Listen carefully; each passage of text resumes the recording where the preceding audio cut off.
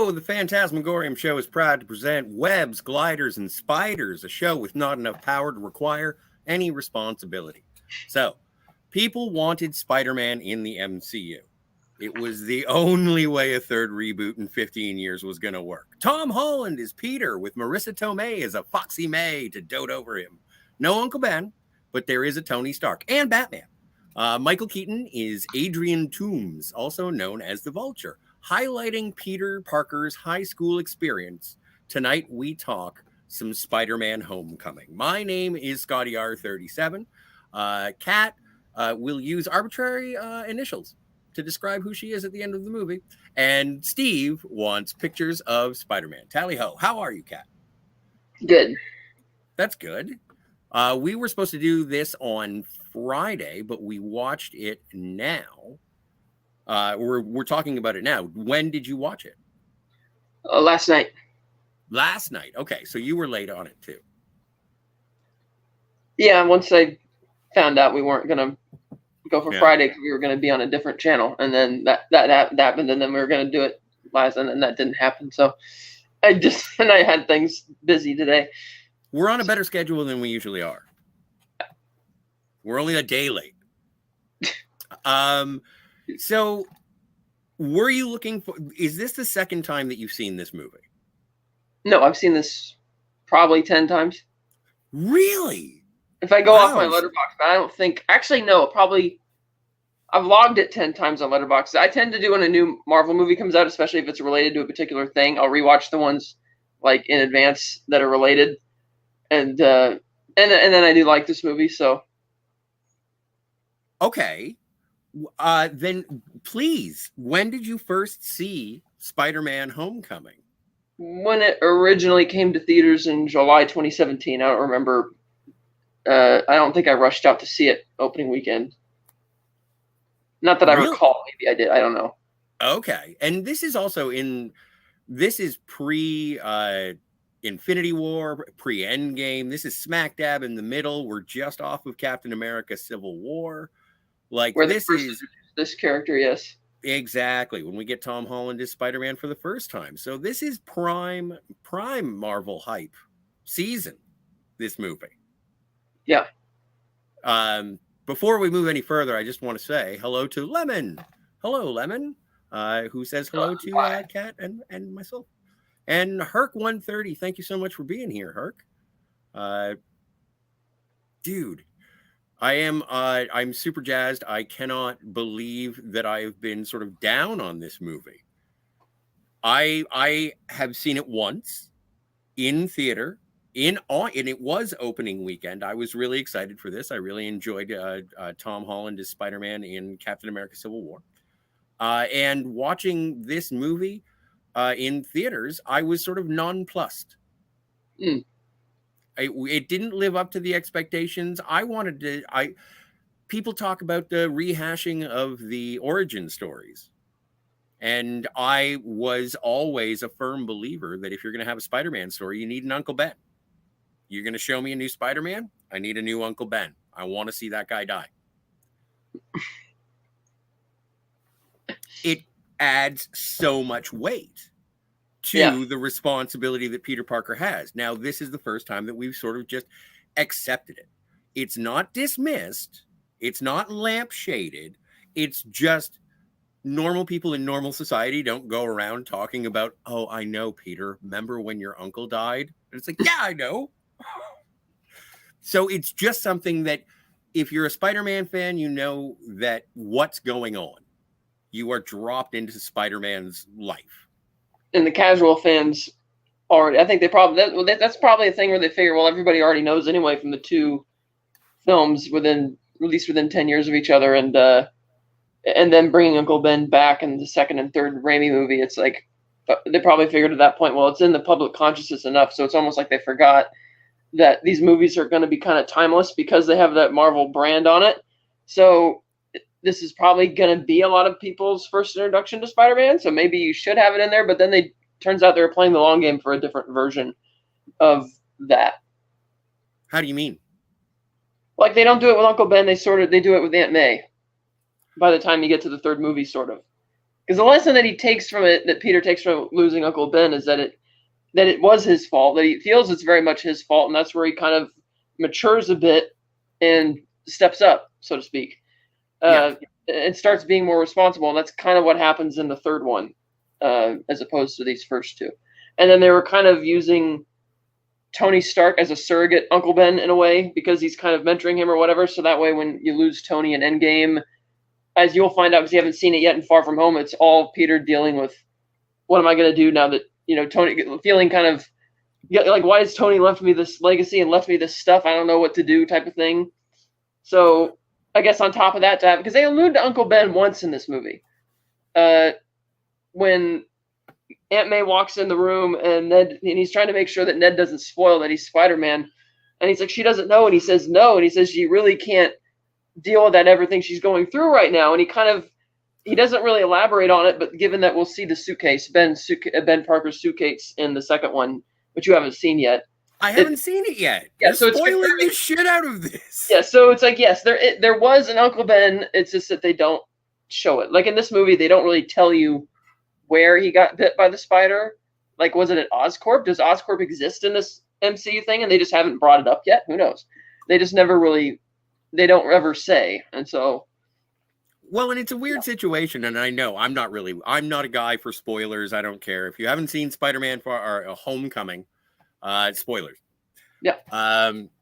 But like, okay, so I'm obviously missing an important piece of the Spider-Man Tom Holland MCU puzzle by not having seen the second one. I've seen the third one with all the other Spider-Men. But we're going to address those individually. We sort of skipped Civil War because that would just lead into, when we do our Captain America retrospective, we'll deal with that. But with this is the first sort of standalone Spider-Man movie in the MCU, still shared with Sony.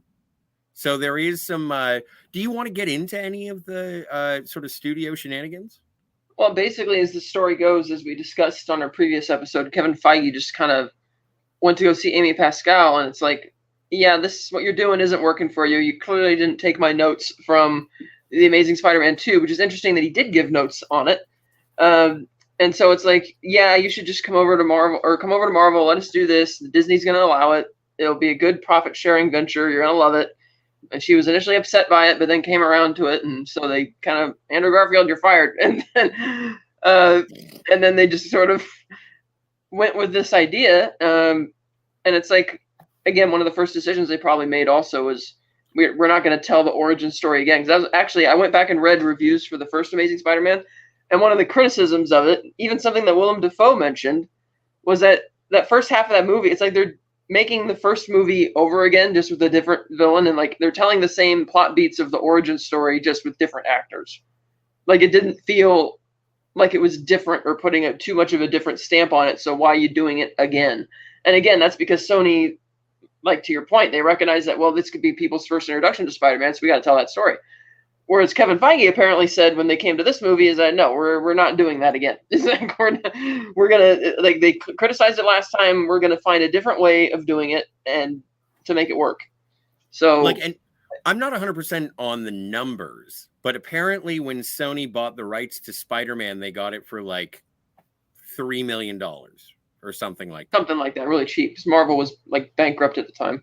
And they had the opportunity to buy the rest of the Marvel stable of heroes for $25 million, and Sony said, no one knows anybody except for Spider-Man. That's it. Yeah. That's the only one we care about. And so, interesting again. And somehow, I can't remember how, but MGM apparently had that as well, the Spider-Man rights, and they were willing to trade it and sell it cheap so they could get the rights back to Casino Royale for to pave the way to do that movie. We've discussed this on our Casino Royale reviews. Yeah, that was the impetus. One of the impetuses for the sale and the swap. But then by 2005, the two studios had merged anyway, and one of MGM's many buyouts by other studios. So, but that's kind of how that all came about. So yeah, because in Civil War, I did find it kind of, and just to recap briefly, it's interesting how Tony just kind of shows up at Peter's house and they never explain how he figured it out or how long he was looking into it or why. He just kind of there, and it seems to be a scene that was just playing for laughs. The fact that Aunt May's a lot younger, and he's like hitting on her, what kind of like you see at the beginning of this movie, even when he's on the home movie, like, Aunt May, hey, I hope you're wearing something skimpy, and he's like, oh no, that's inappropriate, let's do it again. So it's like, okay, they played that for laughs, and he's like, you could tell that he's very much like a kid, which I kind of like super hyperactive, like he's had way too many shots of espresso, and that's further, and so it was like a one-off type of role. I like that Captain America kind of teases him in that as well, like something that Tony mentions in this movie. If Cap wanted to lay you out, he would have, and that he's like, Brooklyn, oh, Queens, cool. They kind of hit it off like that, which was kind of cute. Which of course paves the way for the cold open of this movie, which is Peter's home movie, which I'm surprised Happy Hogan was even letting him make that, given that this is like, again, this is supposed to be secret and kind of keep this on the down low. It was kind of funny, and then we get to again that opening where Tony actually lets him keep the suit, and I'm thinking that's the first like mistake, because if you saw he was doing the Spider-Man stuff before without the Iron Spider suit, why give him an Iron Spider suit that has all those restrictions programmed into it rather than just letting him go back to doing, like, if you want him to be just the friendly neighborhood Spider-Man, then don't give him the high-tech suit. You know what I mean? Right. Like, plus, he knows if he's figured out how to make his own web shooters, and he's probably going to figure out how to hack into your tech to break all the restrictions, as he gets Ned's help with later in the movie. So it's like, I didn't get why you get. I mean, it's like they did it for a plot demanded it type of reason rather than a logical reason that he's giving him all. I have to interrupt and say I think that there is some logic, there is some method to the madness. Is that you would have? Okay, so Tony shows up. He's seen YouTube videos or whatever of the Spider guy stopping the car by the bus and everything like that. Says he figures it out. He figures out who Peter is somehow, and recruits him to go and fight Captain America, Ant-Man, Hawkeye, and Wanda? Yeah, and Winter Soldier. And Winter Soldier. So I think that like they needed to upgrade his suit. He probably was. Well, like, I get it for that sequence. Yes, I just meant that once he goes back to New York, and he says, "Oh, we'll call you." And given Tony's whole bender through the rest of the movie is he just wants him to be a regular friendly neighborhood Spider-Man. It's like, well, then let him go back to doing what he was doing before, maybe. I kind of feel like it's a going away present. It's like dangling a steak in front of a dog and saying, "Oh, you can't have this yet," and hoping that it doesn't try and snipe at it. But he does get it. Like, he gets the suit, and I think he uses it wisely. It's not until later on when he feels like he's being ignored. Yeah. In the face of, absconding with Chitauri technology. We're talking about pieces of Ultrons here. We have Michael Keaton as Adrian Toomes as the primary villain. That's right. That actually, never mind. That was the cold open when they're cleaning up after Toomes is cleaning up after the Battle of New York, and you have the Logan Marshall Green character being the dope, kind of showing up late, and he's like, yeah, whatever. And then you have Tyne Daly showing up from the Department of Damage Control to shut him down. What a weird cameo. Yeah, Tyne Daly. I love Tyne Daly. I'm just saying. Yeah, I thought she kind of fit that role. It's like, okay, so she's there, and I'm thinking that it did a good job of setting up a good motivation for the villain up front, because he tries to appeal to her that, hey, I took out contracts for this. I have a city contract. You can't just void the contract, which you would think he'd have a legal case against the city or whatever to get a buyout of some kind or get a payout.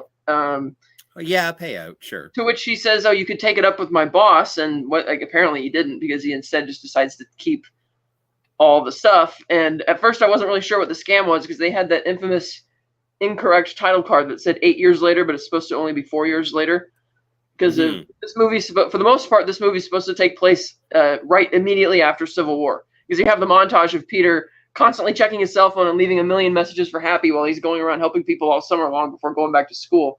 So, I don't know why Sony put the 8 years later title card on it. I guess they didn't get the memo. But at first I wasn't really sure what the scam was, because it's like, okay, so the Chitauri tech, as far as we know, was mostly in New York. We have that major plot hole from Age of Ultron that somehow a massive Chitauri alien thing made its way to Sokovia without anybody knowing it and being buried underground in that fortress. Why is there Chitauri stuff suddenly all over the place that these guys for years can keep going around and sealing it and repurposing it and selling it? I wasn't really quite sure on that. I guess a bunch of people in New York just stole some of the shit before and just ran away with the stuff. I mean, Yes. there was a short film about it, but Yes, there was. Item 47, I think it was called. Yeah, but enough of it for like 4 years worth of work. Okay, unless they're stealing stuff back from the people they sell it to, that could be a little revolving door business. But they're going global. Like they talk about the stuff that came down in the helicarriers from the Triskelion attack in Captain America. The Triskelion was down in DC. Right. But like what I'm saying is that there's a lot of stuff going on all over the place. If they can get to Sokovia Tech, like they do have an Ultron arm. Yeah. So they're going wherever they can. And so I did like that guy, his motivation up front, and it starts a recurring theme with these first two films that the villains that Spider-Man is facing are created directly because of Tony Stark creating his own demons, as it were. And that's why I thought it was kind of... I kept sensing that Iron Man was going to come face-to-face with Vulture at some point in this film. Because... Really? Well, yeah, because Tony's the one who kind of screwed him over. It's like he's trying to take responsibility, but he's doing so without really thinking about the collateral damage, so to speak. And I have a feeling that Adrian Toomes, try as he might, probably would never have been able to get in the same room with Tony Stark to make a direct appeal to him.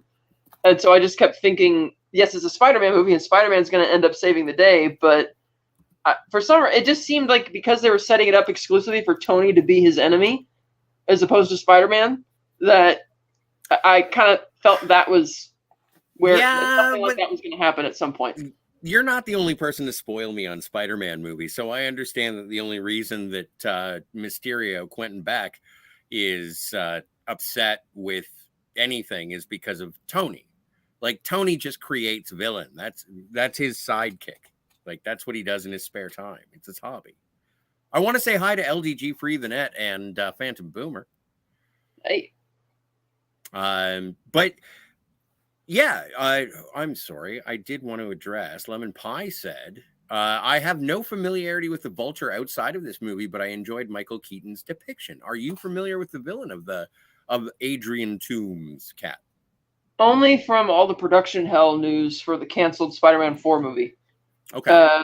Where they were talking about Ben Kingsley as Vulture, and I think I looked it up on Wikipedia and read a little bit about it, or at one point it was going to be John Malkovich. I can't really remember, but I thought, okay, another kind of like you have an octopus villain, we have a Vulture villain, a shark. It's like, that kind of stuff. And so, I didn't have, so I'm kind of with him. I'm sure I probably read the whole character biography like 15 years ago when I was, anticipating a potential fourth movie when they started saying it was going to be Vulture, but I had no memory of that or going into this one. It didn't bother reading up on it, but this, no, neither did I. Vulture just looks awesome.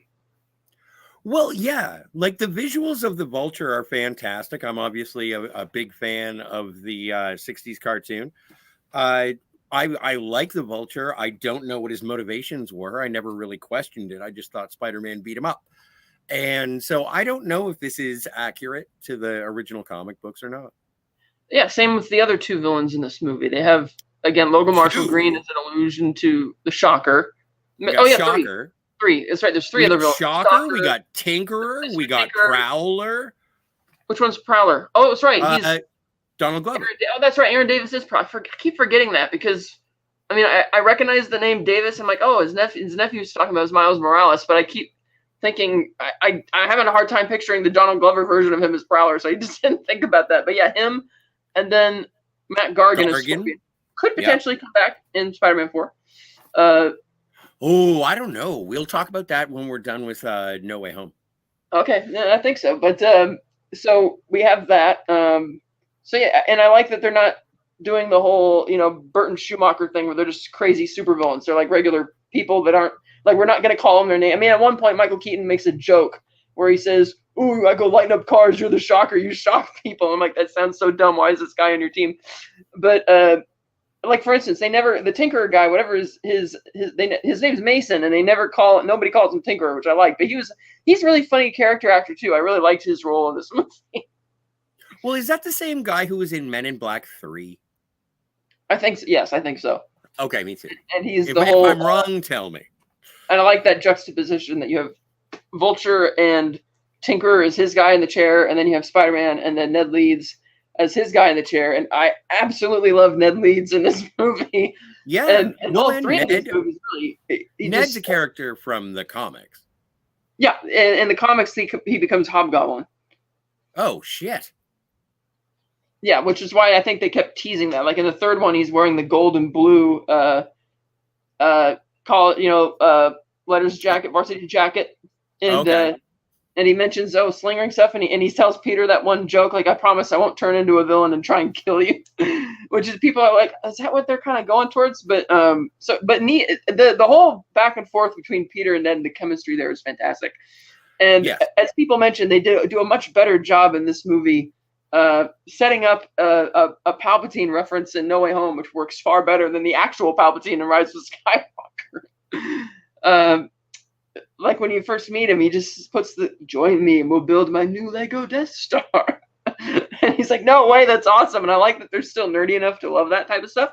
Because even though in the first Tobey Maguire Spider-Man, he was still in high school, he wasn't like that type of nerd. He's not going to go hang out with his friends and build Legos. It's like, but you know, Tobey Maguire's Spider-Man, Peter Parker, had a Star Trek poster on his wall from a novelization series. So I did bring it up in our Spider-Man review, but it's really obscure, so no one cared then, and nor do they now. But yeah, no, I did like that. Also, I don't know. I always got a little bit of a ring of Disney whenever they bring up Star Wars when they do it. I don't know. I'm if you're gonna have a cross-connected universe, I like it. I liked how Adrian Toomes at the beginning was like, when I was a kid, I drew cowboys and Indians, and then Mason is like, it's actually Native Americans. But and that was a funny joke though, because it's like because it's such an opposites pairing for these. Like you wouldn't think that they would that they would hit it off as partners, much less for years of time. But I thought that was kind of funny. Oh, he is kind of the guy who just sits. He's like the guy in the chair. Nobody really wants to listen to him when they're not helping you. He's just kind of a little quirky kind of guy, which I thought was funny. And like when Ned is sitting in the hotel room and Peter's trying to beg him to break through the restrictions on the suit. He's like, "Come on, guy in the chair." And he's like, "Don't do that." God, I was cracking up on that. It's like, oh, he's trying to guilt trip, trying to play around the ego for that to open the suit. But their whole back and forth relationship through the movie was fantastic. It's wonderful. How do you feel about the Scooby Gang? How do you feel about the high school kids? Okay, so most of them that is the draw. Like what's the name of the director? John Watts. Yeah. And what did he direct previously before the Spider-Man flicks? I don't know. Let me check. I had not heard it, but okay. Flash Thompson is kind of. I was like, okay, he's there for the sake of being the bully, and then I think he has only like a couple good lines. Where he's like, "No, you think you could just come back and join our decathlon after leaving us? Peter, welcome back." And the teacher's fantastic as well. Martin Starr, I think it is. He's really funny because it's just how dry his humor is. Like, we're not going to lose a student on a field trip, not again. And that's just so dark that it's like, but that's really funny. The other kid, John Watts. Sorry, blurting things out. I'm still looking. Continue. Oh, you're still like, okay. So Betty Brant, okay, just kind of like, she's there. Liz, the Liz character, it's like, okay, so they keep pushing that Peter really likes her, and that's kind of what the whole romance thing is throughout the movie. I appreciate and very much like the fact that the climax does not involve Liz being in danger after the Maguire films did a variation of that like 3 times in a row. But I really didn't like how at the end of the movie, Peter just keeps disappointing her over and over and over again, and then he can't even come up with a decent lie to tell. she just kind of like she says to him at the end, like, "What are you sorry for this time? You seem to apologize constantly, but don't really seem to know what's going on." And she's like, "Oh, good luck, Peter. I hope you figure out whatever it is that you're dealing with, you know." And I thought, oh, burn, even though it's not really meant as such. And I thought they did that character wrong because that's the last time you see her in any of these movies or even hear about her. It's funny that you bring that up because I agree with you wholeheartedly. Like, Peter pines after Liz the entire movie. Yeah. And then at the end of the movie, after having sort of defeated her father, she just, it's like, we're moving to Oregon. My dad doesn't want us to be a part of the trial. Well, everything is, my life is ruined. But also it's because of the Vulture. The Vulture did it.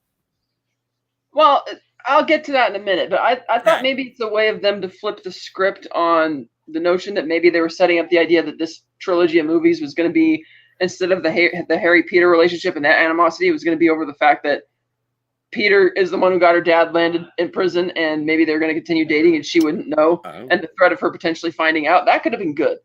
But then by saying that she's going to Oregon and she's just out of the story, I thought, okay, so that's kind of a flipping the script there. They're not just going to do the same thing again, even though they do a similar flip on the friend's dad being the villain by having Michael revealing that her dad is the Vulture, which I thought was great. Like, they ringing the doorbell and just there he is, and I'm like, oh, that's a nice way to flip that from the original film.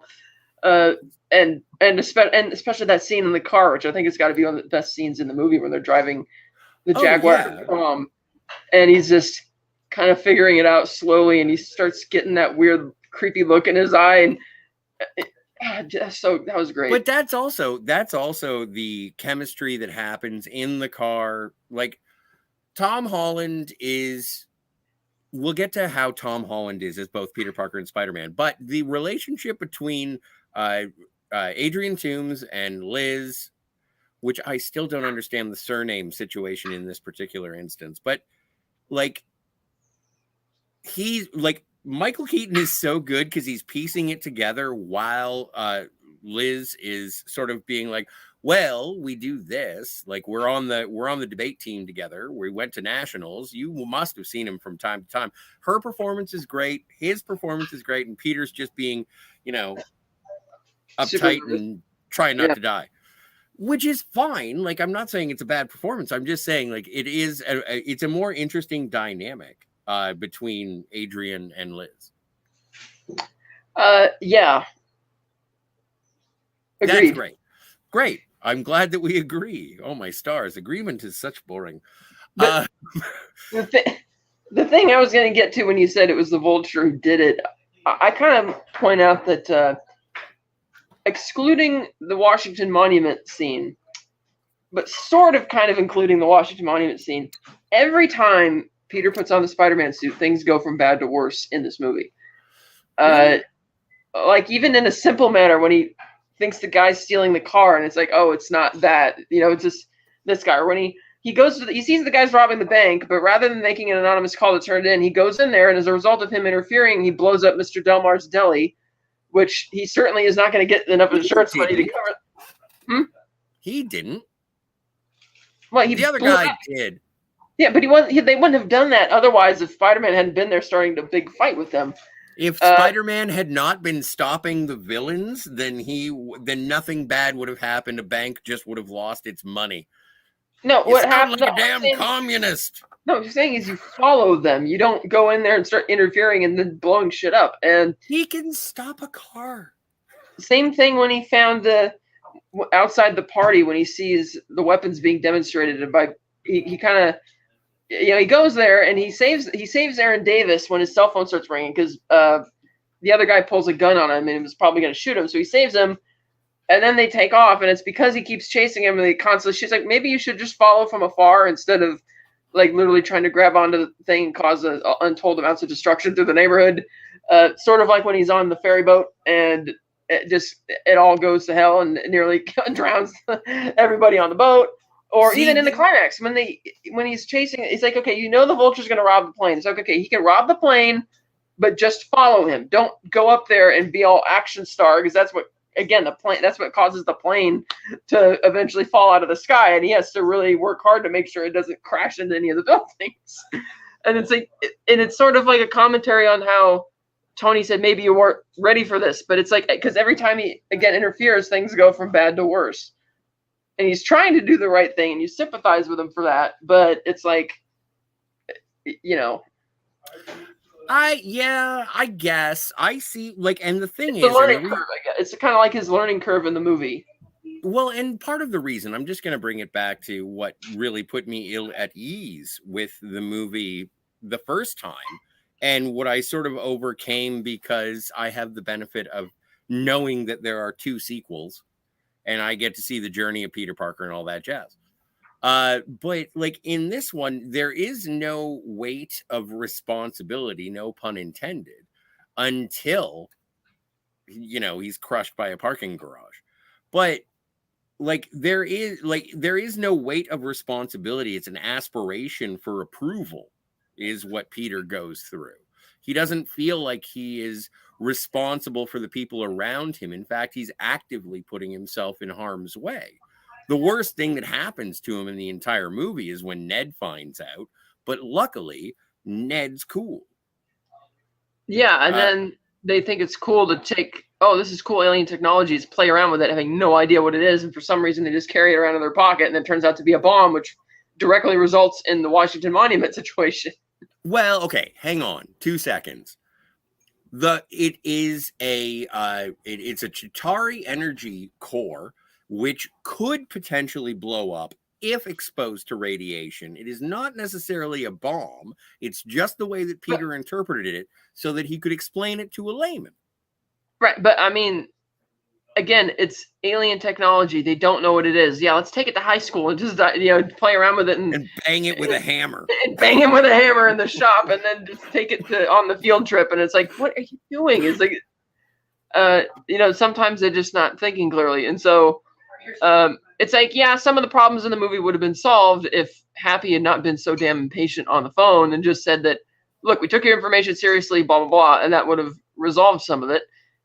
Same in the ending when Happy answers Ned's phone call, warning him that the Vulture's going to rob the plane, and he's like, oh, you got to be shitting me, because he doesn't want to hear that Peter has help, and just hangs up on him. You know what just occurred to me? What? Why didn't Tony bring up the Sokovia Accords at all? Oh, to use against Peter? Yeah.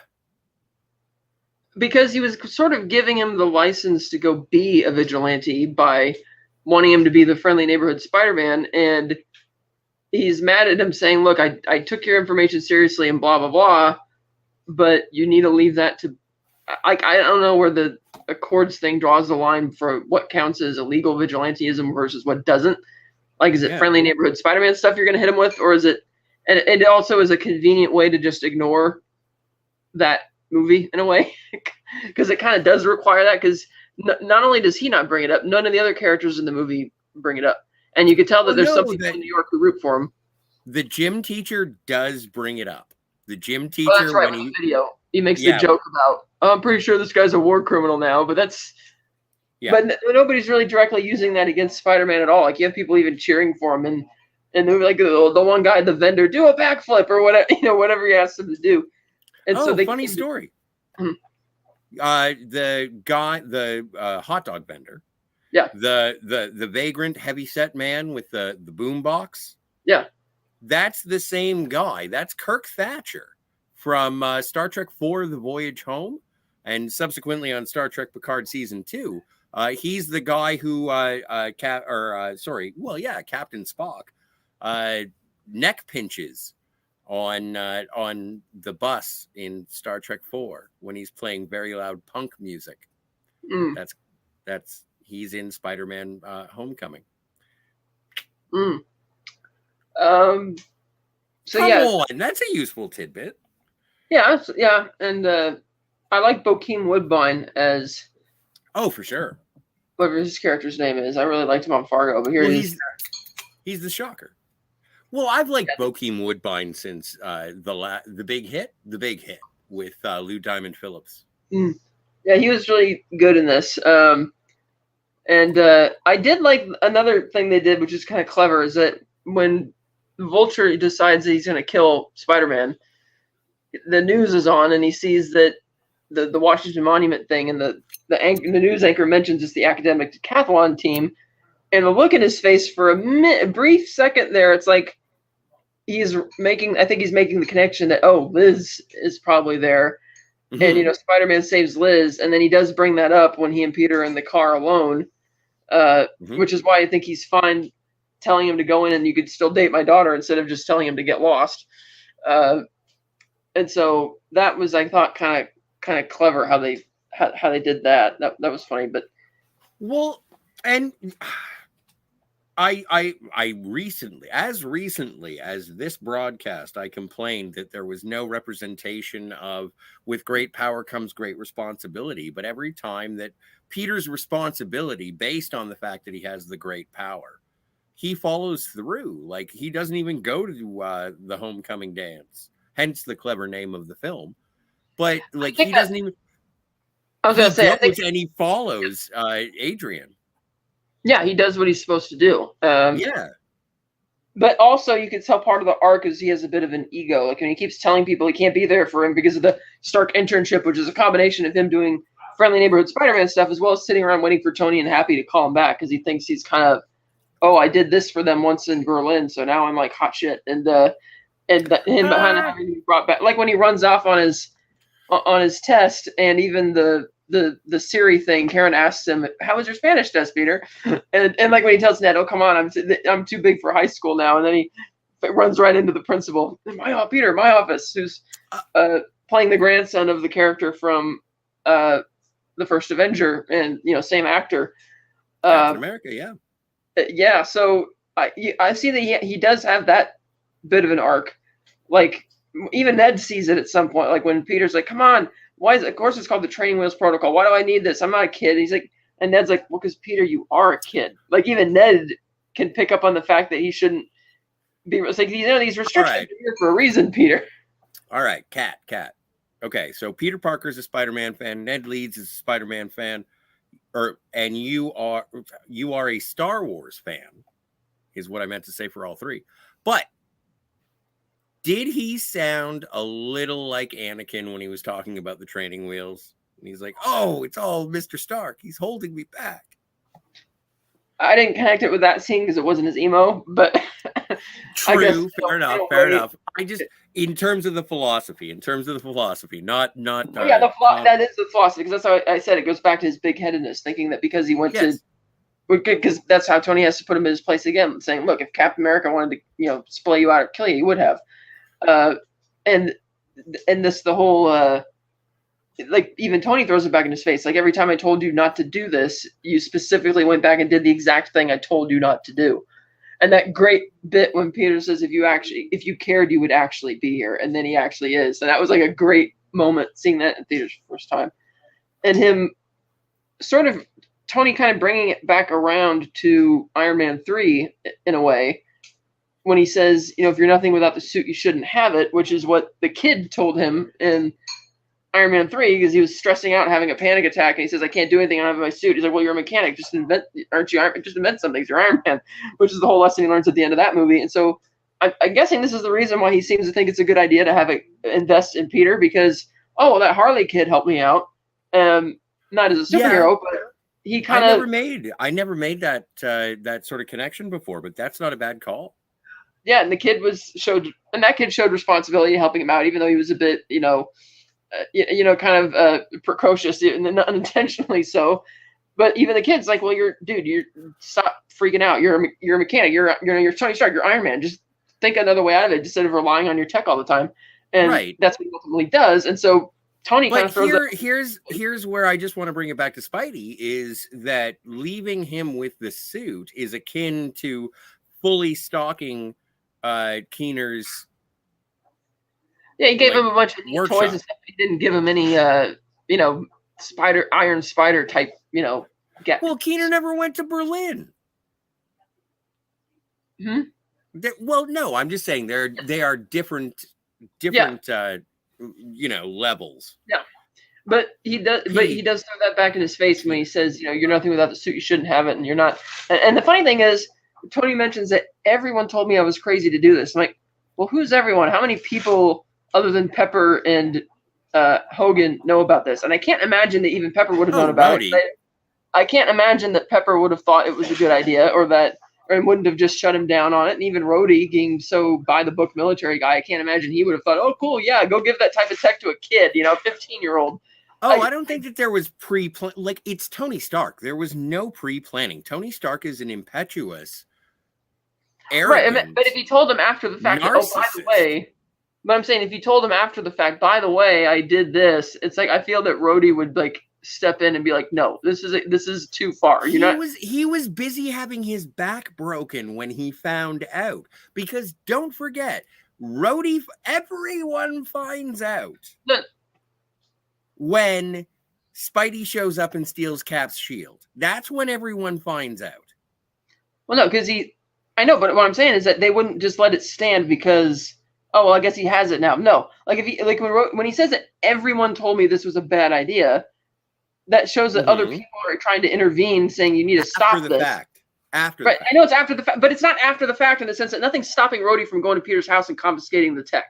He could do that on the grounds of the Sokovia Accords if he really wanted to. Like he says in Infinity War, he's like, I signed those accords too, and he fought for those accords and paid for it. And if he really genuinely thought, like Tony's potentially alluding to, that everyone thought this was a super bad idea to give a teenager all this kind of tech, then it's not like they'd say, oh, well, I guess you already went to Berlin, so I guess it's over. So that was a little weird. Question. Yeah. I have a question. Who knows that Peter Parker is Spider-Man? Ned Leeds and Tony Stark. Yeah. But the others probably know it because again, the others would know it because the reason the people are telling, because for Tony to say everybody told him it was a bad idea, the reason it's a bad idea is because you're giving it to a kid. It's not like he's going to say, hey, I kind of randomly gave it to a kid. It's like, well, who'd you give it to? Like, that's going to come up in conversation at some point. He wants his privacy. Yeah. So that was a little weird. No, I don't want to leave it at, that. Oh, so I would like to highlight, because we do get Tony Stark as being kind of like the Uncle Ben of this movie. It is the aspirational quest in this version of Spider-Man. It is an adaptation. It is incorporating Spider-Man into the MCU. And I think that the rest of the Avengers haven't the slightest idea who Spider-Man is. Yeah, no. Until he says his own name to Captain Marvel in Endgame. Yeah. Captain Marvel, Ned Leeds. Oh, and Aunt May. No, Aunt May finds out by the end of the movie. Around to the idea that the moment Tony brings up this idea for everybody to think it's bad, that they would just kind of drop it and go back to what they were doing before. It's like, they would be like, if they thought it was such a horrible idea that he's getting a teenager involved in this, they would be putting their foot down and not turning their back on that situation, is what I'm saying, until it's resolved. Rather than just took down Giant Man. Kind of, but that was a group effort. We're not talking about a shrinking Violet Cat. We're talking about Spider-Man. But you get what I'm saying. He caught the Winter Soldier's iron arm. Right, but you get what I'm saying, though. I do. I understand that Rhodey and Pepper and Happy would all have concerns. Happy apparently, and you'll see in the second movie how that gets exacerbated in egregious ways. But we'll get to that when we get there. You know what? And here's spoilers for Far From Home. You know what the thing has always put me off about Far From Home is that Nick Fury and Maria are Skrulls. I don't like it. What? Yeah, because the real Nick Fury's off doing something else. And where's Maria Hill? I maybe with him. I don't know. I've never really thought much of that character, quite frankly. I like Colby Smulders. Yeah, so that was kind of the running theme in the movie. Peter trying to. It's I guess he's trying to be responsible and do the right thing, but at the same time he's not. It's like, okay, tell the adults about the bigger things, and you still need to focus on school and be a kid and that kind of stuff. And those types of responsibilities, which is ultimately Peter's arc by the end of the movie when he turns down the offer to join the Avengers and to live in the Avengers compound, which I thought was kind of silly that Tony's like, oh yeah, I'm just going to co-opt this 15-year-old and get him to just come give up school and give up his friends and life to come live here at the compound. It's like, really? It's I mean, I get it. They're trying to make the whole point that he's going to the ultimate rejection, which we've seen in a million other movies. That now I'm cool being finally learning that he could be the regular friendly neighborhood Spider-Man. But he did. I think the thing that does set, as far as his performance goes, Tom Holland is what separates it from the other two. Is that he's much more, again, hyperactive, like a hyperactive kid. Always feels like he's on espresso, and like panicky or has a lot of anxiety and that kind of thing. And whereas MJ is basically an afterthought in this movie. Like they keep dropping hints throughout that she's clearly into him, and really they don't make it explicit until the end of the movie.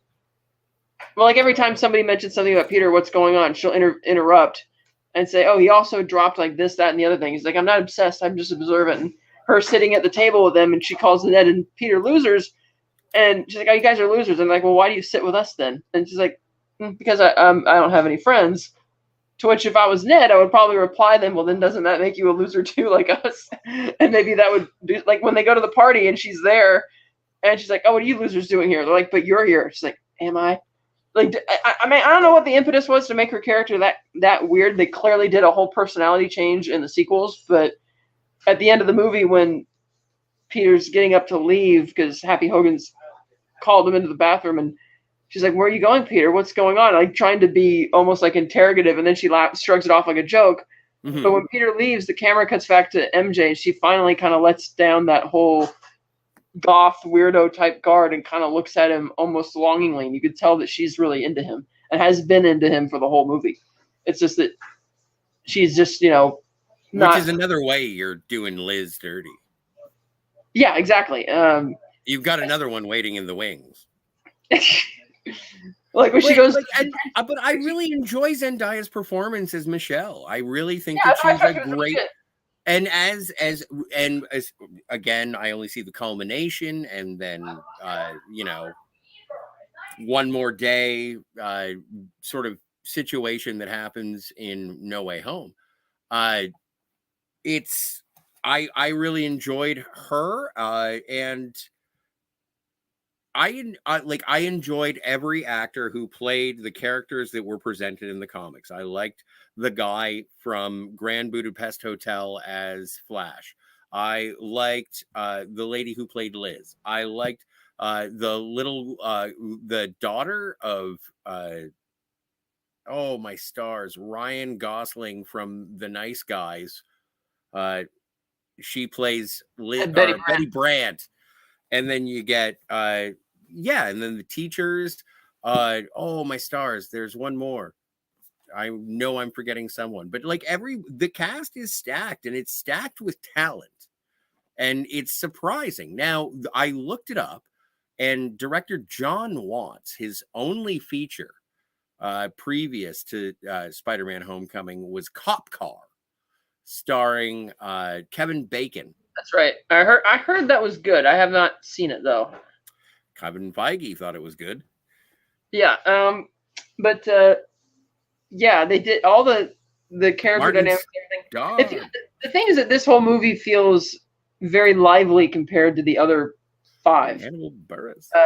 Like for high school kids, it does feel lively and fun, and not like droll or serious or whatever, like going through the plot beats. Like I was engaged with the story and the humor and stuff, and I did feel that it wasn't the typical Marvel humor in it. It's like again, those little dry jokes where he's like, "We can't lose another kid, not again," or Peter, or like when they go to the house party and Peter's like, "Well, Ned, I don't know, I'll just be myself." He's like, "Oh, Peter, nobody wants that." Like it's just stuff that's just like a burn like that, and so that type of I like that type of humor because it wasn't. It felt something that was coming natural through the dialogue. It didn't feel like they were trying to make a joke every 5 minutes, even though you could laugh at it. No, well, and the thing about like high school dialogue is that most of it is defensive anyway, and so it can all be interpreted as a joke. How did you feel about the music? How did you feel about the needle drops? I like the music. I did too. I enjoyed it. It was and the new theme. Well, you know what? The thing that I missed during the Andrew Garfield, Mark Webb movies was there was no reference to Spider-Man. There was no and I want that. I want that just as a reference to, I think it's the national anthem of Spider-Land. And I really liked it during the Marvel Studios introduction. This movie really sort of invigorated how I feel about Spider-Man without getting the details absolutely correct. Or at least not being explicit. Maybe I felt like I was being thrown in, even though it was like, we know you know who Spider-Man is, and we're not going to show you anything else about it. Actually, pardon me, we're not going to tell you about anything else about this. We're just going to show you this movie. And you've said, when it comes to the entire 3 movies, I don't want to call it a trilogy, but we'll talk about that in a second.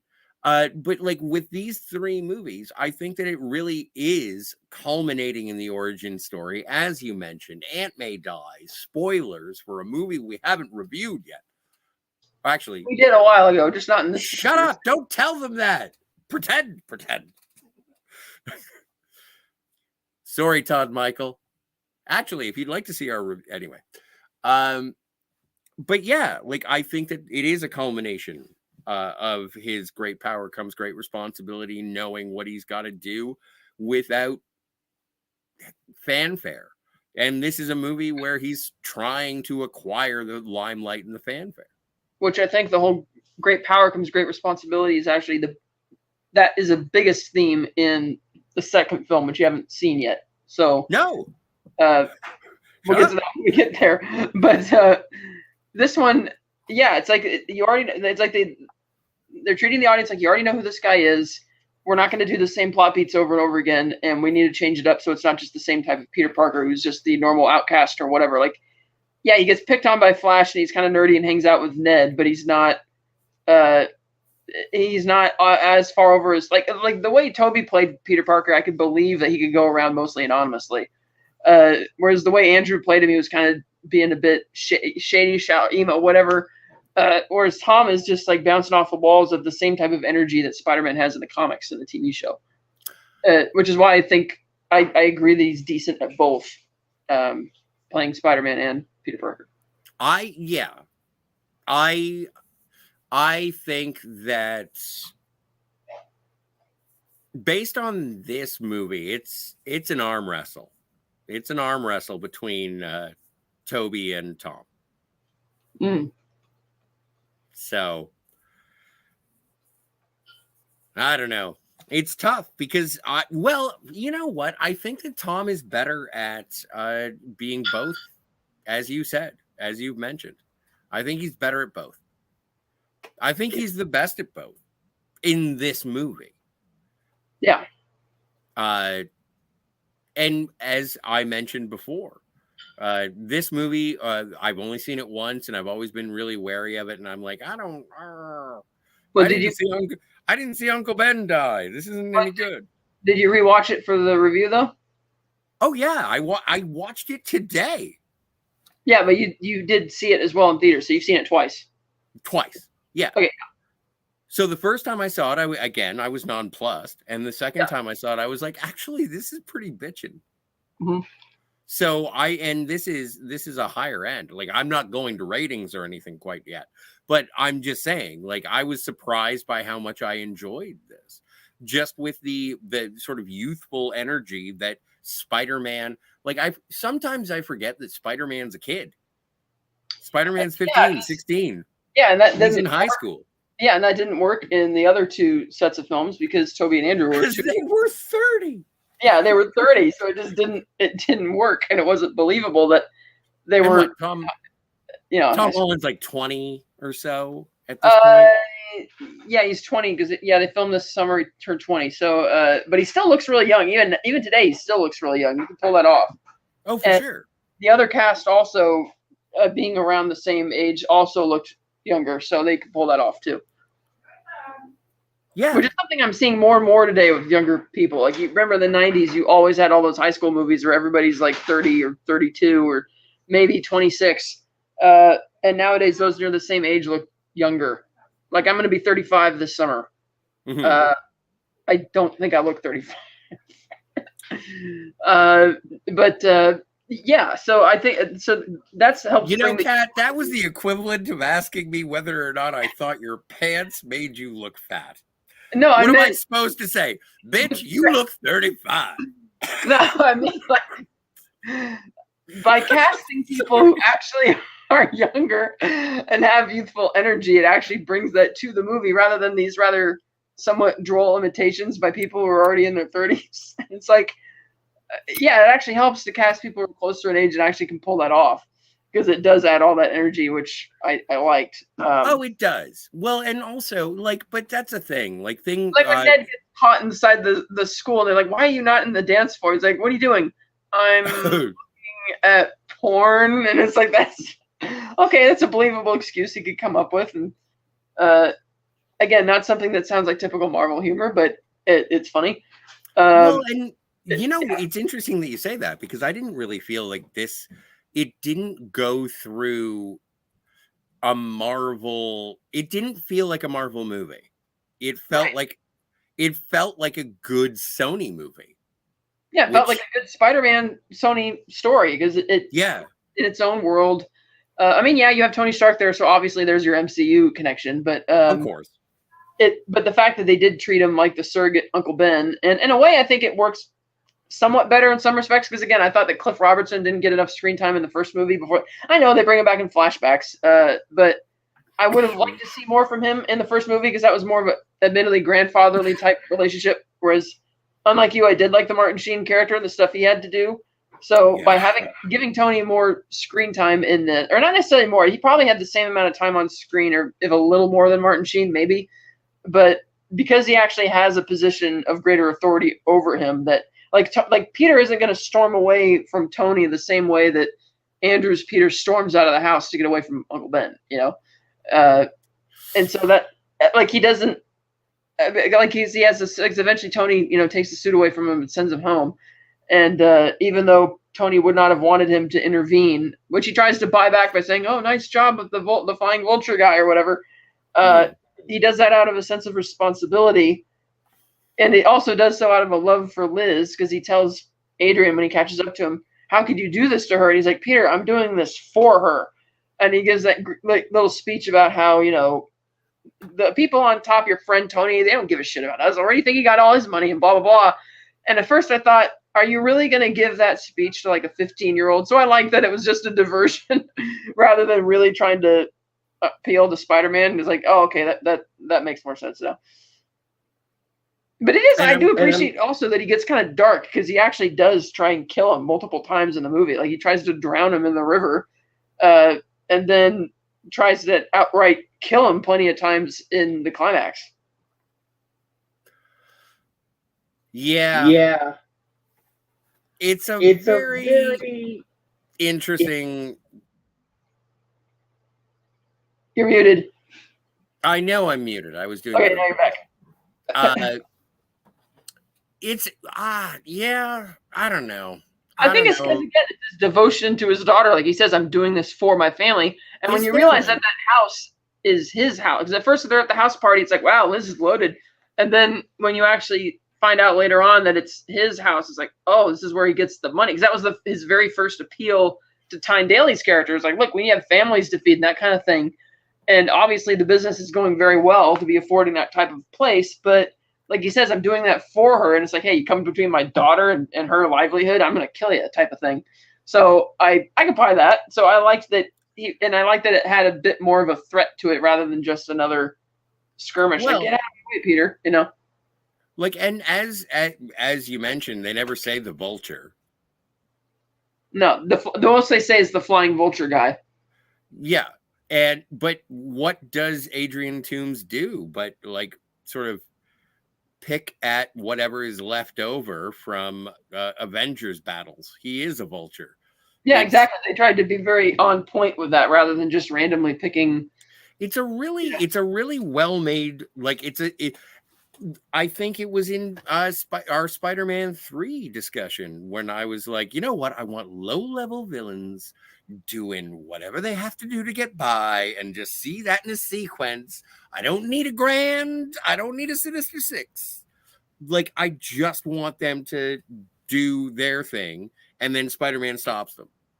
And that is exactly what this movie is. Like, I watched it through, and Yeah, I was because like, oh, there's how many villains do we have? We've got like a lot of them, and they're not ones that people know, and they're that's not something. ones that people. They're ones that I don't even know their backstories of, and I'm just like, but I recognize their names. Even the Vulture says, Adrian says, he's like, what is this, professional wrestling? Everyone has to have a name now, and it's like, yeah. It works. Like, it works so well to comment on the silliness while not like taking away from the silliness.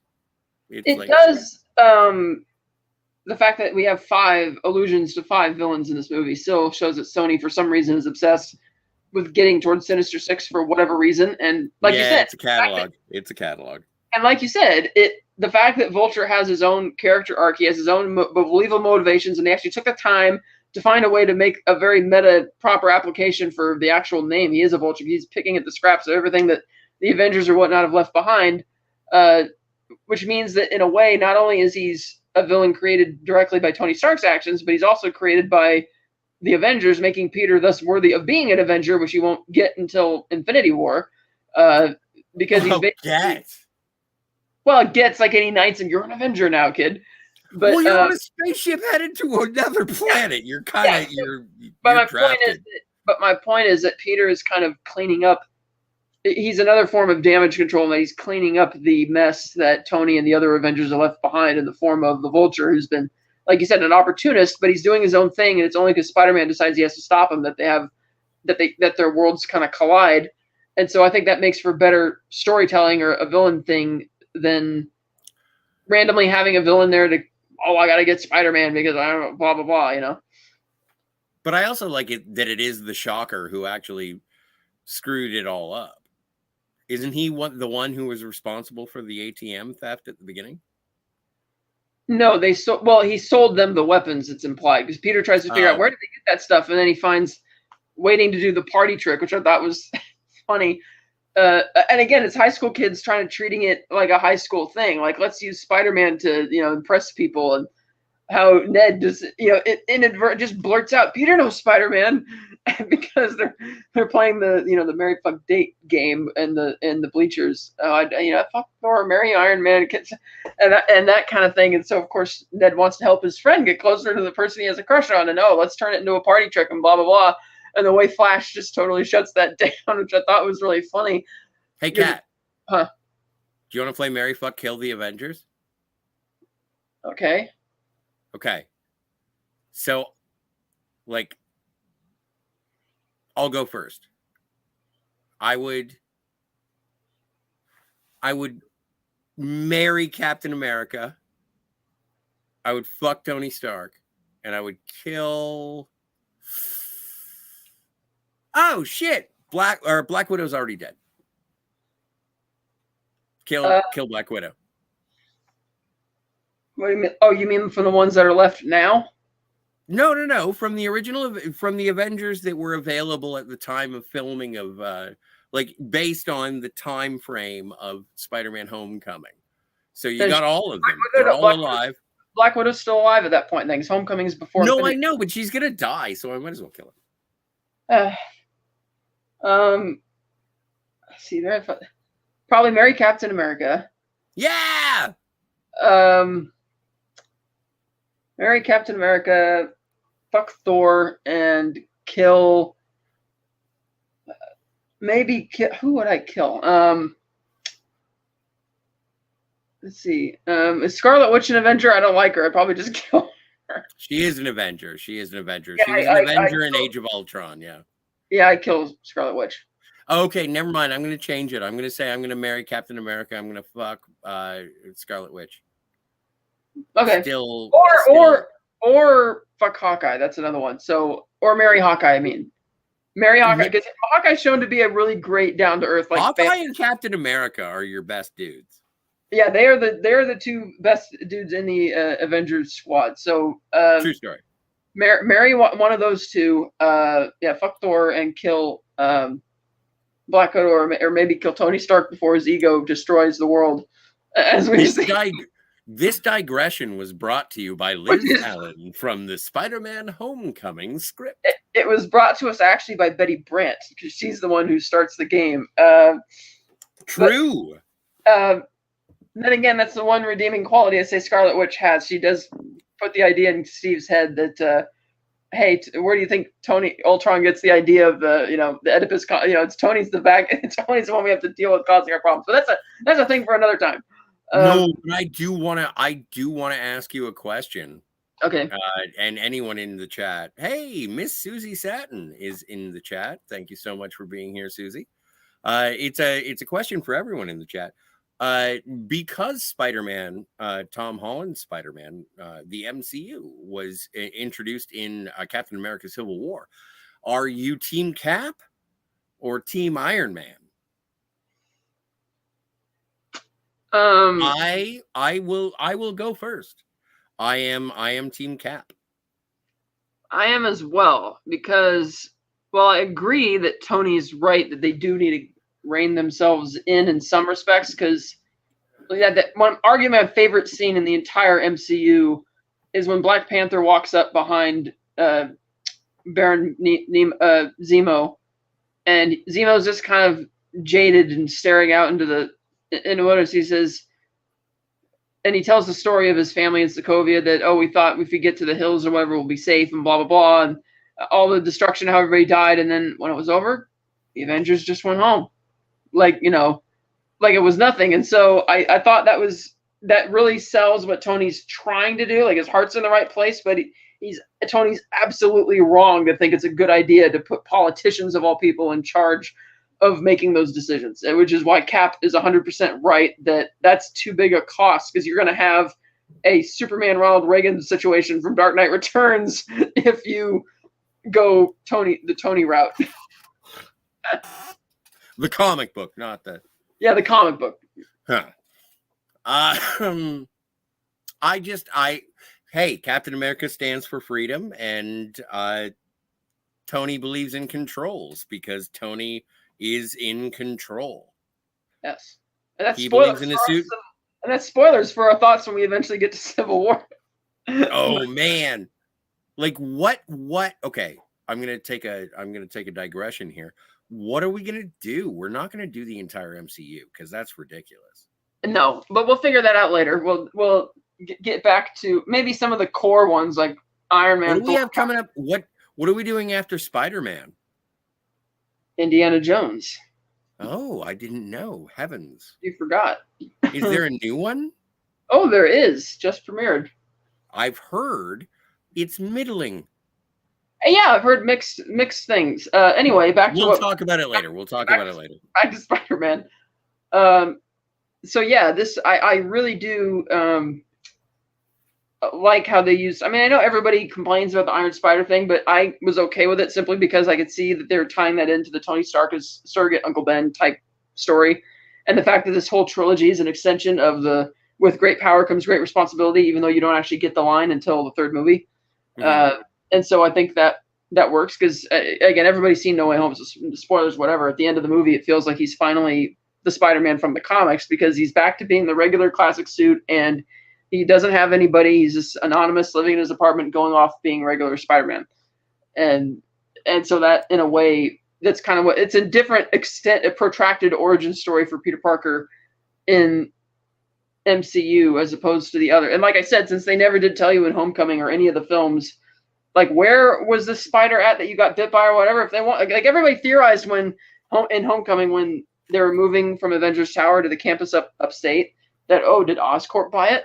And we haven't seen Avengers Tower since then to see who's moved into it, but they could revisit that in the fourth, and when they do inevitably the next one. So, as a first installment of this again, protracted origin story, I really liked it because it has that youthful energy. It doesn't have the typical Marvel humor, which generally feels too much by committee. Like this one feels more like Sony was willing to sit back and take Feige's advice to improve characters and story, but let John Watts. I think that one of the reasons they picked him for Cop Car is because I believe, even though I haven't seen it, that Cop Car kids are among the main characters as well. And I guess they thought he was really good at directing kids, and so. Because again, the chemistry is really good in this movie. Like none of it feels forced to me.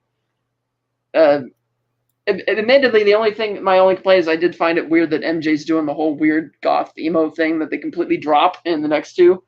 But other than that, it's like everything. I feel it's kind of firing on all cylinders as a Spider-Man movie. And admittedly, you're right that because these, by definition of being a Spider-Man movie and a big recognizable brand, it's timeless. So maybe they should have done the Uncle Ben story because this will be somebody's first Spider-Man movie or first introduction to Spider-Man. Like every comic book movie at some point is going to be somebody's first introduction to that character. So maybe they should have done that. I would disagree simply because my introduction, and I think a lot of people's introductions of a certain age would be the cartoons. And usually when they show the origin of Spider-Man, it's not the first episode. It's like later on. It's a flashback. It's a story he's telling to somebody else. And so I'm fine with it. My problem with Far From Home and the Tom Holland Spider-Man is that I at least want to know, like, I want to know what Uncle Ben looked like. I don't necessarily need to see the dude shot, but like, I just want to know what he looks like. Do they do it in Far From Home? Not in Far From Home, not in No Home. They just have the suitcase that has his initial, that BFP. I just want some connection between Peter and Ben. That's just like I feel like the death of a loved one is something that would be so heavy for Peter that he would care so much. And he's like, you know what? It's almost a Batman origin. It's almost one of those perfect comic book origins. And when they transpose it with, trying to be an Avenger, like that was the second episode or second issue of Spider-Man when he tried to join the Fantastic Four, and they were like, well, no. And he was like, fuck you guys, I'm out of here. I gotta go do whatever I want to do. And it was like, yay, Peter. Like he tried to join and they said no. And he was like, fine, I would never be a part of a club that would have me as a member. And I loved that about him. And then he went about his business, but he still had that responsibility based on his personal experience. And that fed into his secret identity and how that was important. It was like, if I start talking about I'm Spider-Man, it's the opposite. It's the juxtaposition of Tony Stark. Peter doesn't have any hubris. He doesn't have any ego. He just wants to make sure that everybody gets home at night. And the good guys, especially the people who are trying to do well, the ones who are just trying to provide. And that's what I liked. And so with this, like, I will praise Homecoming for the performance of Tom Holland as being a good representation. But do I get the sense of what Spider-Man is about? I get that more from the Tobey Maguire one. I don't get it as much from Andrew Garfield, not until No Way Home, but that's a selfish reason, is he just wanted to save Gwen. And so I don't know. I need Peter to know that he's doing it because it's the right thing to do. And I think that Uncle Ben is a perfect example of storytelling where it's like, why do you do the things that you're doing? And it's like, so that doesn't happen to anybody else. Well, we do see that maybe they're trying to posit in this one that he's just that good of a person because he is, like, once he has these powers, the fact that he's decided to make a costume and go out and help people without for sure without showing us what the impetus for that was, and the fact that he's willing to sacrifice things that would be a big deal, like homecoming and his girlfriend, all that kind of thing, just to, again, to help people and save people. So that shows that's there, but that could also be posited that maybe it's just because he's a good person, because when he tells Ned, you can't let May know because she's going through a lot right now, and he's really like pleading with him at that. You could tell that there's no sense of guilt when Peter's saying that. Like, whatever happened to Uncle Ben in this universe is not Peter's fault. And who knows, maybe it could have been anything. So, and the fact that Aunt May never brings it up either, I admit, is a little bit odd, because they do, again, have those brief allusions to Uncle Ben, like with his suitcase and, oh, she's going through a lot and blah, blah, blah. And she never talks about him. And like you mentioned, there's no evidence whatsoever that there ever even was an Uncle Ben. Like, if you didn't know any better, then you wouldn't even think there was an Uncle Ben in the picture. You would just think he's living with his aunt. And once again, I don't mind the fact that they don't address why. Like, they don't say what happened to his parents or anything, so we don't need to go down that road again. They were secret agents who had special science. Yeah, no. So we don't need to do that again. Hey, Kat, can you do me a favor? Yeah. Can you talk about Spider-Man for a second? I have to go to the. Another thing that works, I think, is also the action.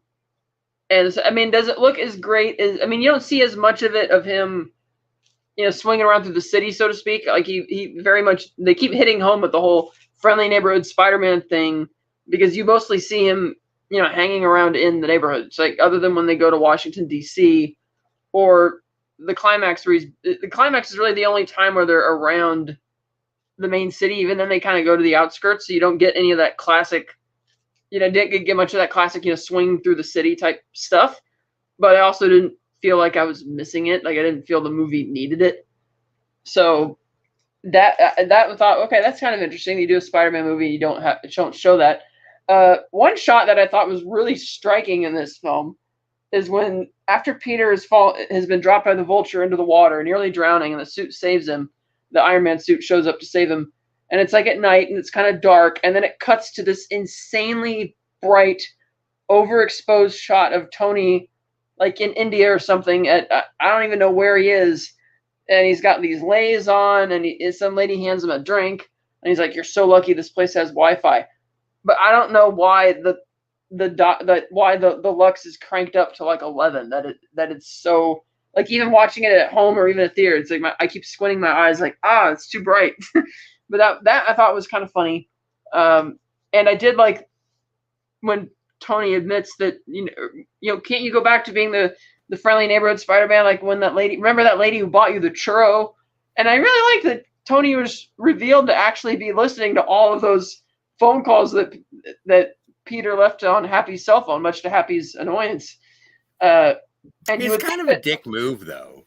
It is. You would think that since Tony's listening to it, that Tony would tell Happy that, dude, don't, listen to Peter, rather than shut. Like when Ned calls him, he's like, "I'm working with Spider-Man." It's like, that should immediately set off an alarm bell. That why does somebody else know that he is Spider-Man? Instead, he just gets super impatient. It's like, I can't believe this, and just forget this, and just hangs up the phone. And it's like, he doesn't even think, why would this random kid have your phone number? Why would he know anything about Spider-Man? He doesn't even stop to think about it. He just hangs up. And then he's shown just lounging about in Avengers Tower when the plane's taking off. Like, he's not. It's like, dude, what? Why are you? It's just. I was thinking about the characterization of Happy Hogan throughout Iron Man history, and I don't know. Is he such a buffoon in the comics? I have no idea. I always thought that he was like a Foggy Nelson. I always thought. And he has a bit of a shift at the end of the movie when he kind of tries to have this heart-to-heart with Peter, and it's cut short because they played that dumb joke of the kid coming out of the bathroom to wash his hands. But that was funny. Yeah, it was funny, but it's like, I wanted to hear what he was going to say. Like he said, before I met Tony, whatever he was going to say. And then they have the second bit of that where, after Peter has rejected the offer to join the Avengers, Happy says, "I told you he was a good kid," which goes against what Tony mentioned earlier, saying that everybody told me this was a horrible idea, blah, blah, blah. But the way Happy says that, "I told you he was a good kid," seems to suggest that Happy was on board with it, even though he's been very hostile towards Peter throughout the movie, and annoyed by Peter just in general. So it's kind of like, okay, you kind of did a little about face there. Well, you're a film aficionado. You understand the consistency of character. Do you think that was an inconsistency in the character just to bring an uplifting ending and everybody's happy at the end? Yes, No pun intended. Yes, because the fact that the prologue shows that even when Happy first met Peter and was taking him to Berlin, that he's still just as annoyed with him, and is so annoyed. I mean, I get that anybody would be annoyed if you're constantly getting a million voicemails from a kid saying, "Yeah, I gotta be anything." Does Mr. Stark need? It's like, yeah, anybody's gonna be annoyed by that. But once he starts dropping, basic intelligence issues, where like again, the call with Ned, or when Peter's trying to tell him, pleading with this and blah blah blah, and the fact that you have the information from Tony, when Tony says everyone said this was a bad idea, and then all of a sudden, while Happy realizes at the end when he sees the note, Mr. Oh hi, here's the flying vulture guy. P.S. Sorry about your plane. And you see the look on Happy's face, and he realizes, oh wow, the kid's he realizes that he's a good kid. But then when we cut to the Avengers compound, he says, I told you he was a good kid. And it's like, well, at what point did Tony not think he was really a good kid? Because like it didn't. Maybe if they're saying between him catching the vulture and Peter showing up at the compound, he tried to change Tony's mind or something off screen. I don't know, because it seemed like Tony was won over by the fact that Peter caught the vulture.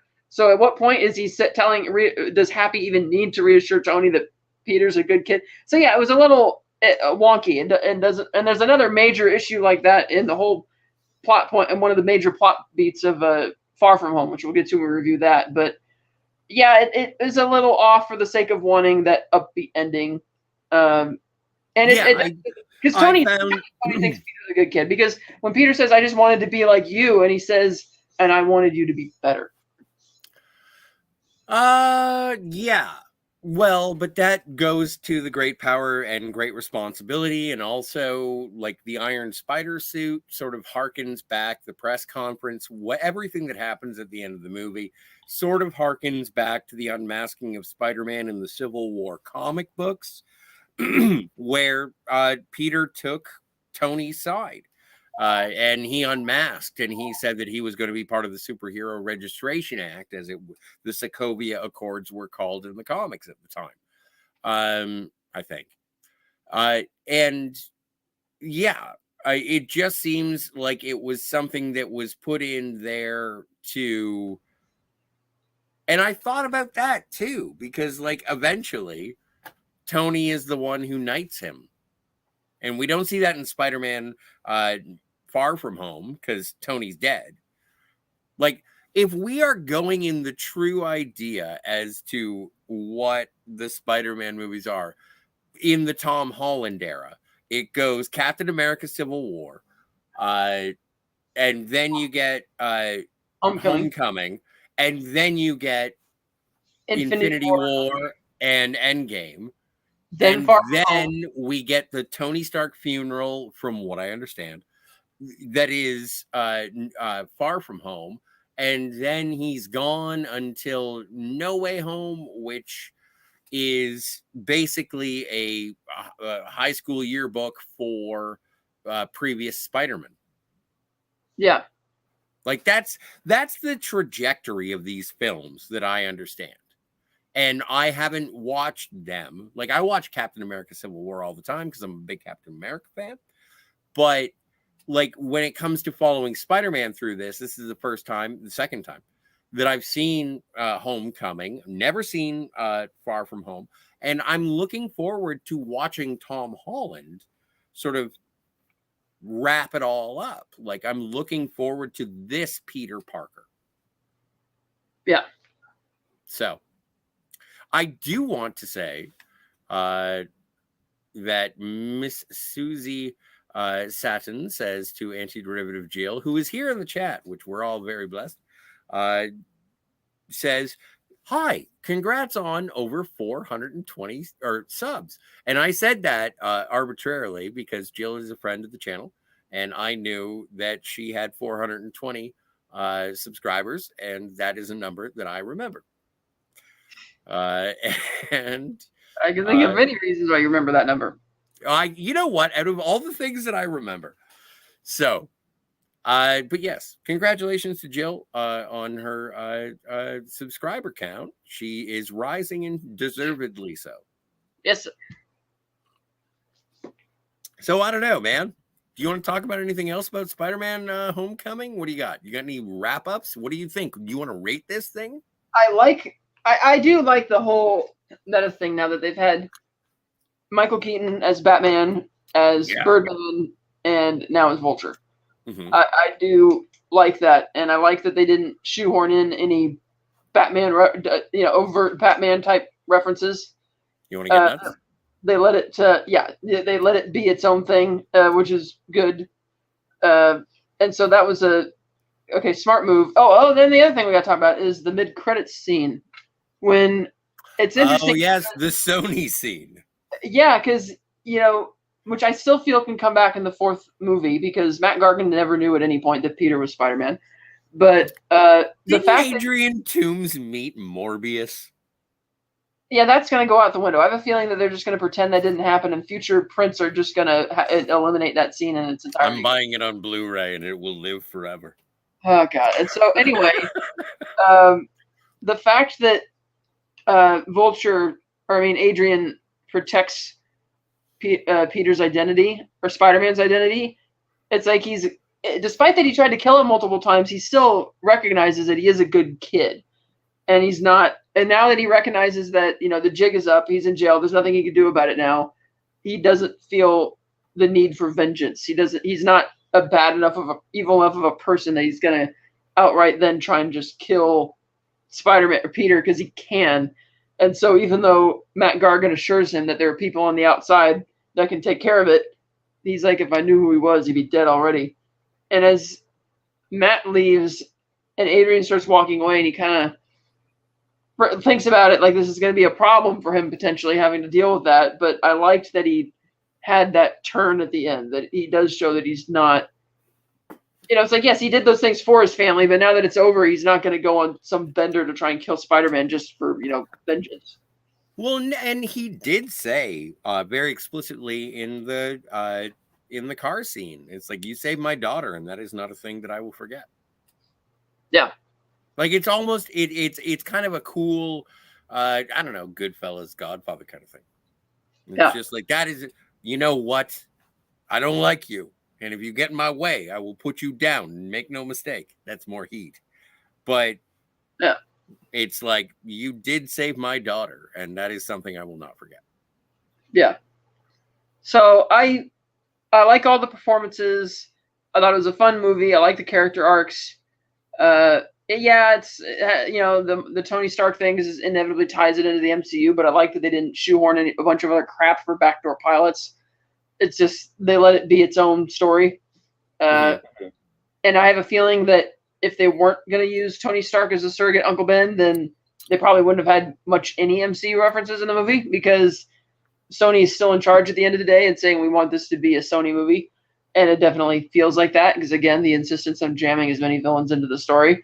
Though I did think the Aaron Davis scene was funny, even though I can't picture with his personality in the movie that he would be, like, say, competent. Like, he really freaks out when they show him the alien tech. When he's like, dude, why are you trying to upsell me? I just want a pistol to stick somebody up. And the way he just tells Spider-Man very bluntly, you need to, like, during the interrogation, you need to get better at this. You need to learn how to do this part of the job. And how he just leaves him there, and he's like, "No, you're a bad guy. You gotta stay there." He's like, "No, you need to come back and fix this." Blah blah. But he felt the whole time like maybe he was stoned. Like he's talking the whole time, like oh yeah, no, I thought he was stoned. Yeah, like stoned the whole way, and I had a hard time picturing him as the Prowler. And who knows? Maybe they didn't have any intention of doing that. It was just a fun way to say, "Hey, look, guys, Miles Morales is canon in this." Even though you don't see him. Yes. Refers to him as his nephew. He's like, hey, he's canon in this MCU version. So it's like, okay, well, he's canon. There's a whole Miles Morales situation. You know what? I've never seen Into the Spider-Verse, and I'm looking forward to seeing a double bill. Yeah, that'll be interesting. Yeah. So and then and Aunt May, I guess it's as much as they keep making the jokes about her being like the hot Aunt May, like when they go to the Thai restaurant and the waiter comes up and he gives her the extra plate, he's like, it's on the house. Mm-hmm. And he winks, and Peter's like, I think he larbs you. And she's like, okay, like taken back by that. So it's like, okay, you're doing something different with Aunt May, and which becomes okay. So obviously, I am a George Costanza fan. I enjoy Marissa Tomei, and oddly enough, there's a romantic comedy. I think it's called Only You, and it stars Marissa Tomei and Robert Downey Jr. Really pleasant movie. It has Fisher Stevens. Yeah, they've been in a few movies together, actually. She and Robert. I enjoy Marissa Tomei. I think the first thing that I did after I saw Spider-Man No Way Home was buy My Cousin Vinny, because I was reminiscent for Marissa Tomei. But I like that it is one of the notes from Spider-Man 2, Amazing Spider-Man 2, from Kevin Feige to that Amy Pascal lady, saying it's nice that there is an acknowledgement that Aunt May knows that Peter is Spider-Man. And this film finishes with half of an F-bomb. Yeah, that was really funny too. That was really great. And I find this in any cliffhanger, any sort of dangling participant, only you is in that if you have something that happens and it says, it's like, okay, now Aunt May knows that Peter is Spider-Man. And they just go, what the fuck? At the end of the first movie, it's like, we're going to have to address this in the second movie. I haven't seen the second movie. I'm afraid of it. I don't know how they're going to address it. I don't like it, because apparently they go to like a church social and they raise money for, I don't know, something. I do remember when we were talking about the Tobey Maguire thing that in the second movie there seemed to be scenes where Aunt May seems to have figured it out, even though in a way she hasn't, because Miss Susie Satin wins with, yes, she did win an Oscar for My Cousin Vinny, yes. And that she didn't at the same time, because it's not until the end of the whole bank heist action sequence that she tells Spider-Man directly that I've been wrong about you. And then a little later in the movie, when she's talking to Peter after he's come back, after he told her the truth about what happened to Uncle Ben, and he comes back when she's packing up to move, and she's hinting very strongly in that scene that she knows he's Spider-Man. But I'm thinking, if you knew he was Spider-Man and you thought he was a villain this whole time up until he saved you, then I feel she would have talked to Peter about it. There's a lot going on in Spider-Man 2, because isn't that when Peter says that night that Ben died?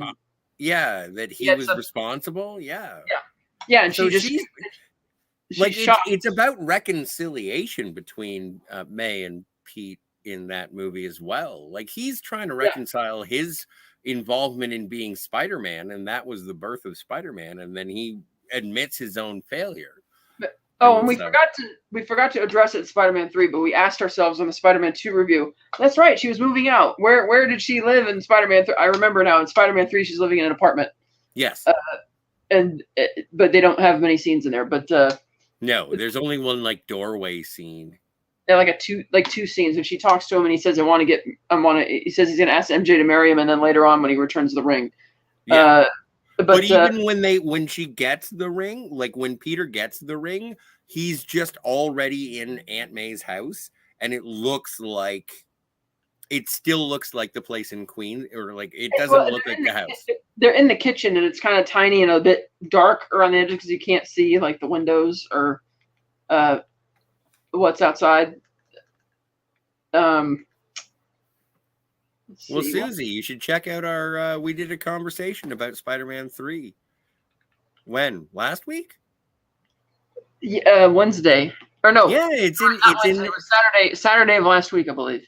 if you're a big fan, if you enjoy listening to us talk about Spider-Man, we have webs, gliders, and spiders. Yeah.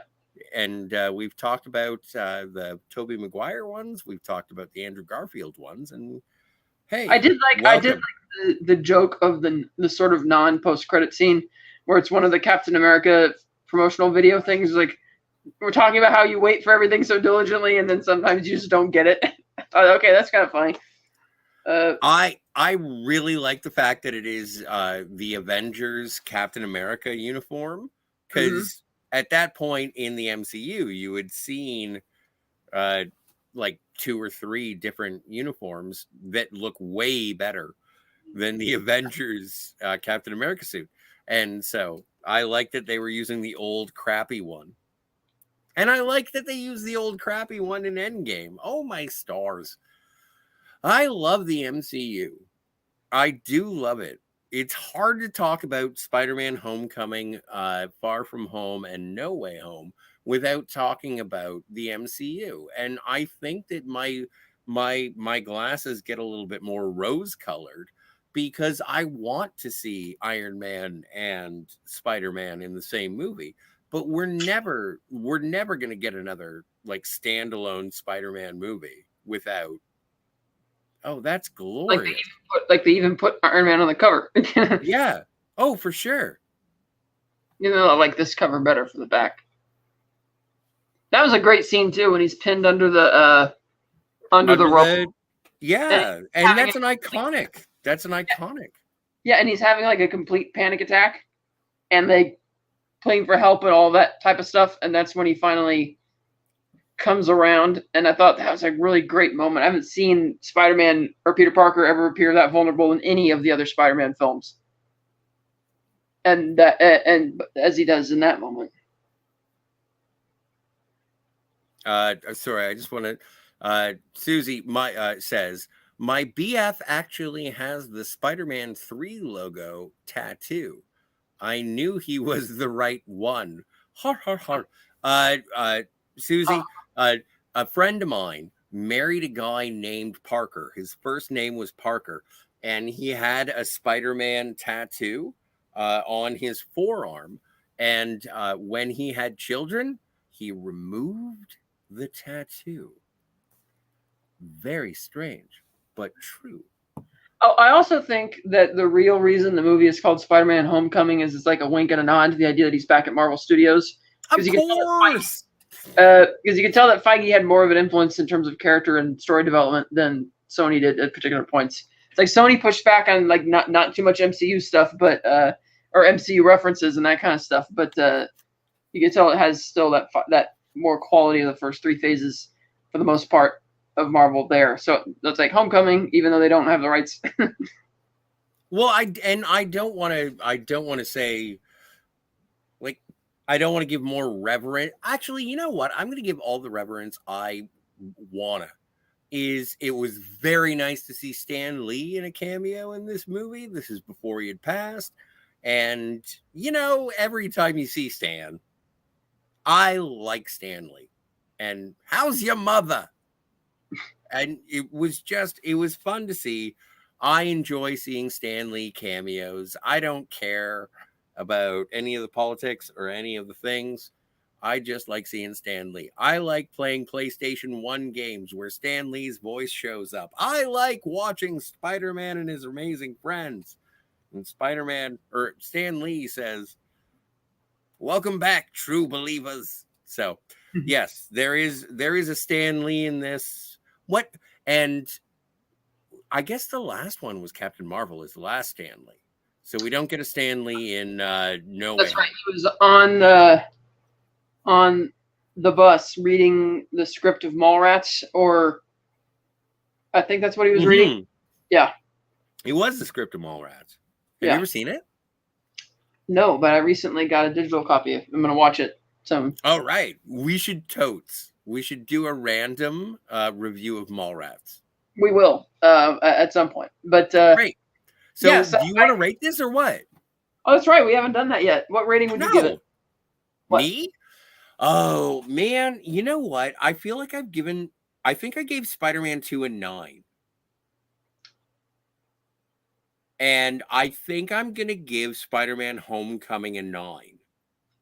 I think they're on par. This I definitely enjoy watching this one more than Spider-Man 2. Because Spider-Man 2 has a really Spider-Man 2 has a really great Peter Parker story in there.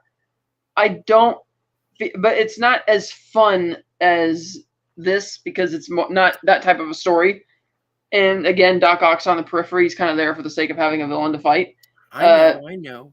So I think this movie, I still laugh at the jokes. I still have fun. That zippy energy that it feels like a Spider-Man comic. It's energetic and all that kind of stuff. Whereas, again, in Spider-Man 2, they were definitely emulating the classic Spider-Man No More comic. Did an excellent job at it. But I give this one a 9. I believe I gave Spider-Man 2 a 9 or maybe higher. But I give this one a 9. There's only one more point. Yeah. It's either 10 or 9. That's what I said. I either gave it a 9 or a 10. I can't remember. I don't write these things down. Yeah, you do. I give Homecoming 9 webs. As do I. Great. Super Fabu. Then I guess, I don't know what, where are you on the internet? I'm going to be, actually tomorrow, May 22nd, I will be a guest on Ladies of the PGS on the Burr Network. Nice. And, I have on the Virtual Cantina Network YouTube channel every second and fourth Sunday of the month, live streaming at 8 a.m. Pacific, is the Unifying Force Star Wars talk show. I think we're going to be talking about season 2 of Visions next Sunday. I'm not sure yet. That next Sunday, of course, being the 28th. Saying this because people are going to be watching this after the live stream and rewatch to orient them with it. This is going to be a special feature on the next Spider-Man Homecoming DVD. Yes, and you can find me here on the Fantasmagorium, typically on Wednesday nights, and Instagram, YouTube, and Twitter at Slice9. Do you tweet? Not anymore, not really. Not even GIFs? No, I check every once in a while, and it's usually our good friend of the channel, Tom, sharing and tweeting out our show links and stuff, which is cool. Yeah. And Tom has oh man, check out his channel. It's the Tom Jr. Jackson channel. He does live streams and they're really fun. Yeah. And he does also Anti-Derivative Jill's channel. She's doing fantastic work. She lets me play with her on her Star Trek shows. I think the next one we're doing is The Changeling. But if this is the future or the past, you may not understand what I'm talking about at all. But no, we're talking about Star Trek over on Jill's channel, which is great. And also on the Fantasmagorium channel as well. We're going through the classic Quantum Leap with Sam and Al. And we're up to season 3. Episodes 3 and 4. So I forget what they're called, but we're doing that. And yeah. Kat, how many series of movies have we covered? 1, 2, 3. Okay, if you name them, I'll use my fingers. Don't count off. The James Bond series, Martini's Got Guns. The Tarantino Rodriguez series. Yes. The Batman series, Capes, Cows, and Crusaders. Yeah. And now this series, Webs, Gliders, and Spiders. I don't think I missed any. No, that's 4. Yeah, so we've done 4. Soon to be 5. We're going to do Indy. Indy's going to be great. Yeah. So, anyway, thank you so much. And once again, I haven't the slightest idea. I want to say thank you to. This is going to be a running joke how we end the show. We don't know how to end the show, ladies and gentlemen. Thank you to Jill and Susie, and thank you also to Herc130, my favorite flyboy. Lemon, you're a god. LDG, it's nice to see you. Lemon. I'm Phantom Boomer. Sorry, which? I'm gonna go back to our first Spider-Man review and see how we ended it. Okay, you find out. Do some research. So we have to figure out how. Go get him, Tiger. No, you know what? I think it was Go Get Him, Tiger. I think it was. All right, we'll say the thing. Hang on, don't say it yet. Okay, you can say it now. Go Get Him, Tiger.